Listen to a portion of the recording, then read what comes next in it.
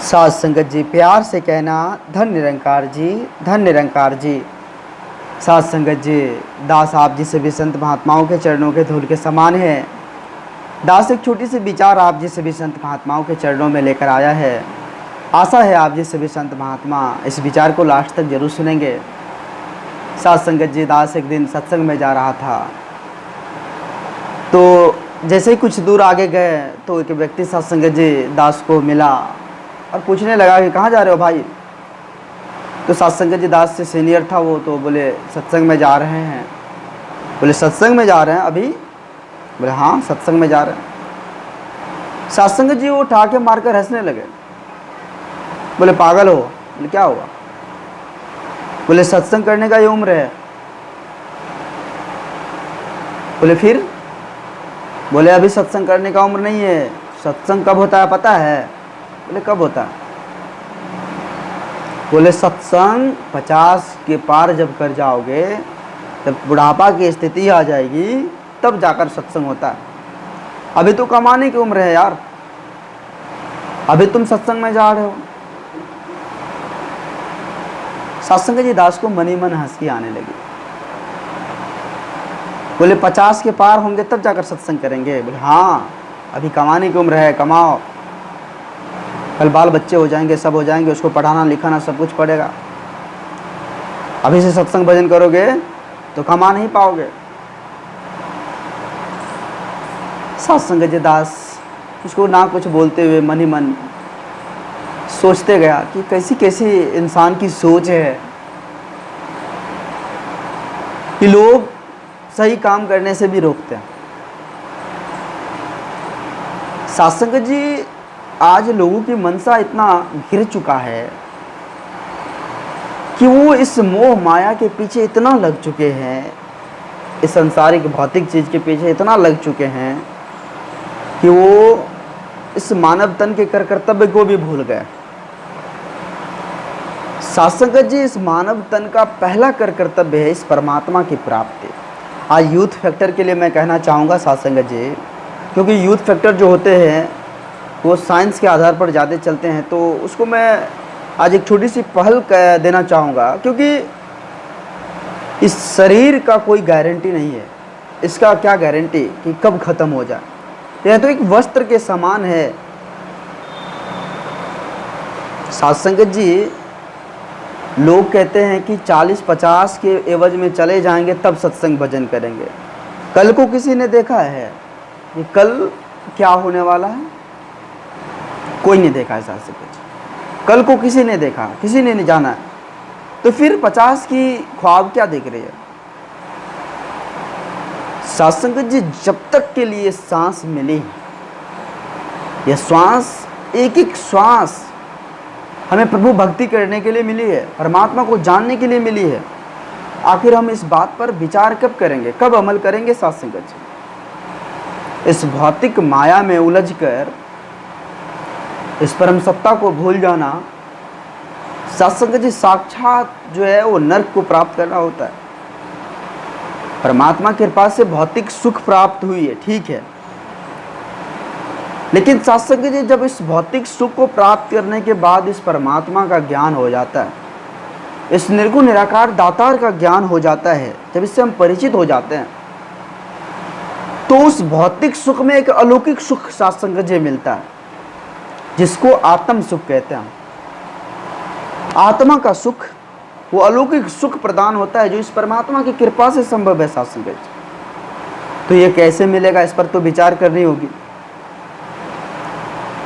सत्संग जी युगों युगों से संत महापुरुष हमें समझाते आ रहे हैं, उठो जागो,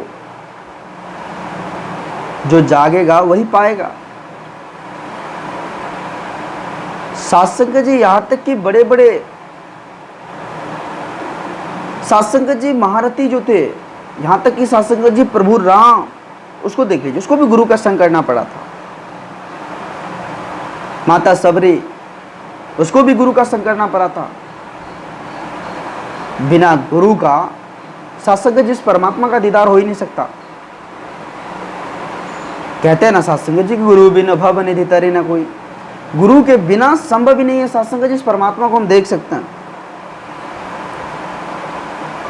सत्संग जी जब परमात्मा भाग्य लिख रहे थे सभी का, तो सभी के जब भाग्य को लिख दिए, जब लेख बच गया था, जो लिखने वाला लेख था, तो वो सतगुरु के हाथ में दे दिए थे कि पृथ्वी पर सतगुरु जाकर जो है अपने हिसाब से वो भाग्य को बदल सकते हैं। जो भी उसके शरण में आएंगे उसका भाग्य बदल सकते हैं। एकमात्र सतगुरु के हाथ में ही ऐसा लेख है जो भाग्य को बदल सकता है। सत्संग जी, भाग्य तभी बदलेगा जब हमें विश्वास होगा, प्रतीति अर्थात विश्वास होगा सत्संग, जब हम जानेंगे। आज की सत्संग जी दुखद बात है कि हम जानने की कोशिश ही नहीं करते, उस रास्ते पर चलने की कोशिश ही नहीं करते, संत महात्माओं का संग करने की प्रयास ही नहीं करते। आज कोई भी काम करने के लिए जाए तो सत्संग जी बीच में बाधा ही आ जाती है। सत्संग भजन करने के लिए जाए तो बीच में बाधाएं आ जाती है। सत्संग जी संत महापुरुष कहते हैं कि वो हर वस्तु माया है जो दूर करे भगवान से। परमात्मा से जो भी हमें बैंड बनाता है, बैंड बाधाएं डालता है, वो माया है। माया पहले हमको उलझा लेता है सत्संग जी। परमात्मा के शरण में जाने से पहले माया हमको उलझाने का प्रयास करता है। अगर उससे जो निकल कर परमात्मा के शरण में चल जाएंगे सत्संग जी, उसका लोक सुखी और परलोक सुखी हो जाएगा। लेकिन उसके लिए सत्संग जी हमें सच्चे सतगुरु की तलाश कर उसके शरणों में, उसके चरणों में खुद को समर्पित करना होता है।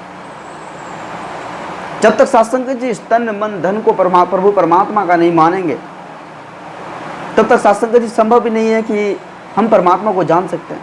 सबसे पहले सत्संग जी झुकने की स्थिति देखते होंगे। सत्संग जी जब कोई भी पेड़ है उसमें बहुत ज़्यादा फल लग जाते हैं तो वो झुक जाता है। पेड़ में फल लगने के साथ वो झुक जाता है। क्यों सत्संग जी?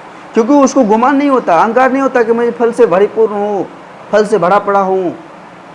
उसके पास कोई गुमान नहीं होता। हमें प्रकृति से सीख लेनी चाहिए सत्संग जी। लेकिन हम इंसान आज क्या कर रहे हैं सत्संग जी? थोड़ा बहुत धन दौलत मोह माया हो गया क्या सत्संग जी? खुद को घूर करने लग जाते हैं, खुद को अभिमान करने लग जाते हैं, खुद को बलिष्ठ ताकतवर समझने लग जाते हैं। तो सत्संग जी कैसे होगा? हमें जब तक सीखेंगे नहीं, जब तक हम प्रयास नहीं करेंगे, तब तक सत्संग जी इस परमात्मा को नहीं जान सकते। उसके लिए कर कर्तव्य जरूरी है, जो मानव तन का कर कर्तव्य है वो जरूरी है। सत्संग जी सबसे पहले सतगुरु के चरण में जाकर सत्संग जी तन मन धन को समर्पित करना होगा। सतगुरु के आदेशानुसार चलना होगा। सत्संग जी शरीर जो क्षणभंगुर है, जिसकी कोई गारंटी नहीं है कि कब खत्म हो जाए, इस पर गुमान नहीं करनी है सत्संग जी। तब जाकर इस परम सत्ता का दीदार होगा, इस निर्गुण निराकार दातार का दीदार होगा।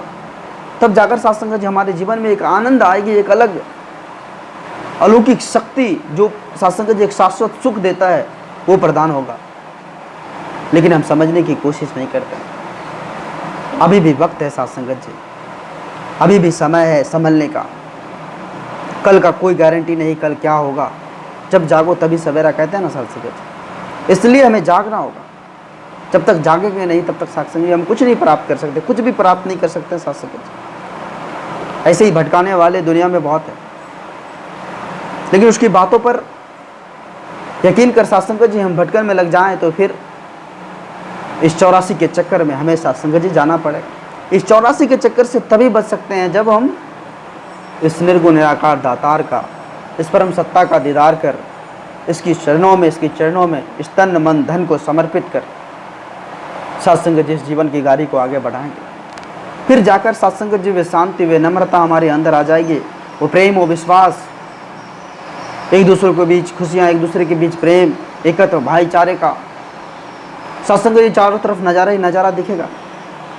आज सत्संग जी समय के सतगुरु माता जी की इतनी रहमत है, इतनी कृपा है, जो चारों तरफ ब्रह्म ज्ञान की ज्योत चलाकर सत्संग जी सभी को अमन, चैन, शांति प्रदान कर रहे हैं। सत्संग जी इंसान बनने के लिए सिखा रहे हैं। आओ ऐसे सच्चे सतगुरु के चरणों में जो लोग सुखी परलोक सुखी कर देंगे सत्संग जी। सत्संग जी दास आप जी से भी संत महात्माओं के चरणों के धूल के समान है। दास इस चैनल के माध्यम से आप जी से भी संत महात्माओं के चरणों में छोटे छोटे विचार लेकर आते रहता है। आप जी से भी संत महात्माओं का भरपूर प्यार, भरपूर आशीर्वाद दास को मिल रहा है। आगे भी इस तरह का लाल प्यार अरदास के साथ बनाए रखना अरदास है। अगर ये छोटी सी विचार आप जिस सभी संत महात्माओं को प्यारा लगा हो, अच्छा लगा हो, तो साथ संगत जी सभी संत महात्माओं के बीच शेयर करें और साथ संगत जी इस चैनल को सब्सक्राइब भी कर लें। साथ संगत जी के बाद सभी संत महात्मा मिलकर प्रेम और सत्कार से कहना, धन्य निरंकार जी, धन्य निरंकार जी।